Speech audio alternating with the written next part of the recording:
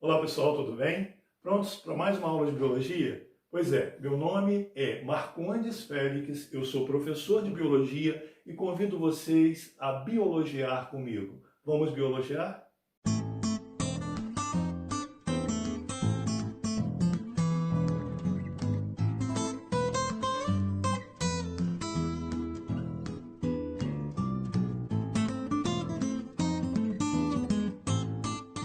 Pois é, pessoal. Hoje nós vamos falar das organelas citoplasmáticas. O que quer dizer isso? Vamos entender o seguinte: nós temos coração, pulmão, estômago, intestino e etc. As células são estruturas que também possuem alguns órgãos. Só como esses órgãos são tão pequenininhos que eles se chamam organelas. Por isso nós falamos organelas citoplasmáticas, ou seja, aquelas organelas que estão dentro do citoplasma, ok? Entre elas, nós temos o retículo endoplasmático, que pode ser liso ou rugoso.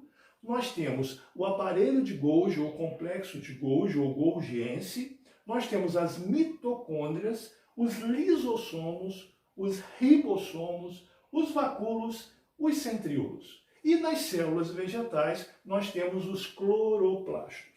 Muito bem? Vamos entender o que cada uma dessas organelas é responsável dentro da célula. Vamos começar com o retículo endoplasmático. Se a gente observa o retículo endoplasmático, ele é como se fosse um canal, né, com vários canos, né, e ele tem funções importantes. Observe que nós temos o retículo endoplasmático liso, sem nenhum ribossomo associado à sua parede, e temos o rugoso, que é aquele que vai estar associado a ribossomos. Bom, o que o retículo endoplasmático liso vai fazer? Bom, ele vai ser responsável pela produção de lipídios. E esses lipídios vão fortificar a membrana plasmática.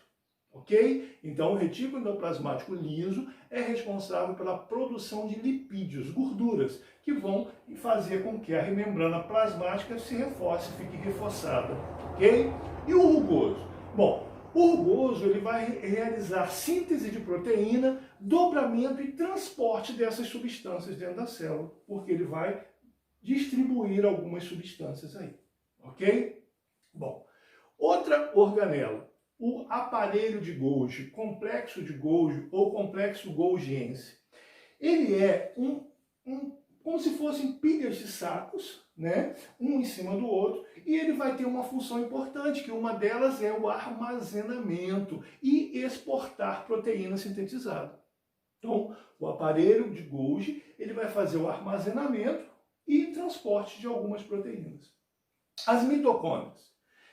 Quando a gente fala em mitocôndrias, nós temos que lembrar que a mitocôndrias é aquela estrutura, aquela organela que vai ser super importante na produção de energia, ou ATP, que nós já falamos. O que é ATP? É a moeda energética, adenosina trifosfato. Lembram-se disso? Pois é. Dentro das mitocôndrias vai acontecer a transformação. Lembra lá da respiração celular que nós já falamos anteriormente? Pois é dentro da mitocôndrias que vai haver a respiração celular. Então, função das mitocôndrias, fazer a respiração celular. Outra organela, lisossomos. Nós temos o estômago, que faz a digestão. A célula também tem um estômago pequeno, que são os lisossomos, responsáveis por digerir moléculas orgânicas. Ok? Bom, outra organela que nós já citamos lá em cima, que são os ribossomos. Ribossomos, eles estão responsáveis pela produção de proteínas. Então, a função dos ribossomos é produzir proteínas. Os vacúolos, eles vão estar em tamanho menor na célula animal e em tamanho maior nas células vegetais. É uma estrutura que mais comum das células vegetais pelo armazenamento de água e de outras substâncias, ok? E os centríolos. Quando a gente fala de divisão celular, a gente fala que a célula, quando começa a divisão celular, ela vai formar polos diferentes na célula. E o centríolo entra aí nessa função da divisão celular, né? Para dividir as cromátides que vão separar um para cada polo da célula, ok? Então o centríolo ele vai ter função importante na divisão celular. E por último, não menos importante, eu deixei para falar dos cloroplastos. O que são cloroplastos? Cloroplastos são organelas que só se encontram em células vegetais. As células animais não têm cloroplastos. Nós não somos verdes, correto? As plantas são verdes devido ao cloroplasto, ou seja, a clorofila, que é obtida através da fotossíntese. Para que serve o cloroplasto? Vamos fazer uma associação do cloroplasto das mitocôndrias. A mitocôndria não produz energia através do oxigênio da respiração celular? Os cloroplastos vão produzir ATP para armazenamento através da fotossíntese, ou seja, retirando da luz solar e transformando isso em energia. Beleza, gente?